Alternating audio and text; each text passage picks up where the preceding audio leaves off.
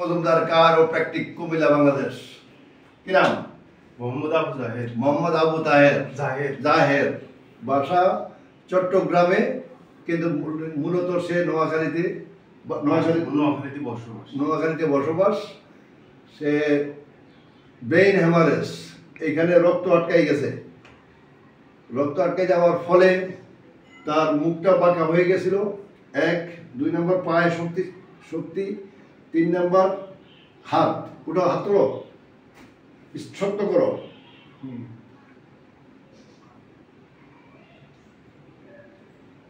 নামো, তোলো, বারবার তোলো।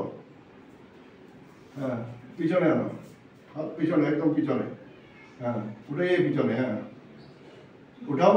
হ্যাঁ, উপরে নাও, নিয়ে উঠে যাও। এখানে সোজা করে ধরে রেখে পিছনে, উপরে সোজা করে ধরো, সোজা টাইট। হ্যাঁ, পিছনে আনো। আমাদের এখানে চিকিৎসা আজকে কতদিন? আজকে প্রায় 13 দিন। 13 দিন। আমরা 13তম চিকিৎসা তার দিই। 13টা চিকিৎসার ফলে তার যেটুকু উন্নতি হয়েছে, এই রোগীর ক্ষেত্রে আমরা বলে রাখি, এই রোগীর ক্ষেত্রে উন্নতি হয় খুব ধীরে। সেটা হচ্ছে, আপনাকে মনে রাখতে হবে সব সময়, একটা ব্রেইন হ্যামারেজ এবং ব্রেইন স্ট্রোকের রোগীদের ফিজিক্যাল ট্রিটমেন্টের আওতায় যখন আসে, তখন যদি 1% করে হয় তাহলে 100 দিনে রোগী ভালো হয়ে যায়।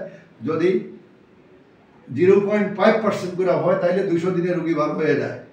কিন্তু দুর্ভাগ্যজনকভাবে যে আমাদের রোগীরা এই দেশ থেকে এই দেশে ব্রেইন হ্যামারেজ হওয়ার পরে চলে যায় সিঙ্গাপুরে, চলে যায় ইন্ডিয়াতে। এরকম অনেক রোগী। আমার পাশে যে রোগীটা, সেটাও দেখো, সেও ইন্ডিয়া সৌদি আরব ফেরত। তো এই সৌদি আরব ইন্ডিয়াতে যে লাভটা কি? ব্রেইন হ্যামারেজের রোগীদের বা ব্রেইন স্ট্রোকের রোগীরা যাতে ইন্ডিয়া, সিঙ্গাপুর, থাইল্যান্ড, দুবাইতে গেলে কোনো লাভ নাই। লাভ হলো তার ফিজিক্যাল ট্রিটমেন্ট সবার আগে। ওষুধ তো যে কটা দিবে, সে কটা ডাক্তার সাহেব, সকল ডাক্তার সাহেবে দিয়ে দিছে। এটা একজনেই দেয়, একজনে ওষুধ দিলে পায়।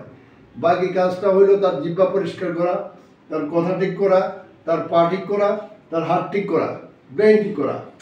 তো এগুলো ঠিক হয়ে গেলে রোগী সুস্থ হয়ে যায়। এখন এই 13 দিন চিকিৎসা পরে তুমি ছুটিতে যাচ্ছ, এখন যেটুকু উন্নতি হয়েছে, এটুকুতে খুশি কিনা? ইনশাআল্লাহ খুশি। ইনশাআল্লাহ খুশি। খোদা হাফেজ।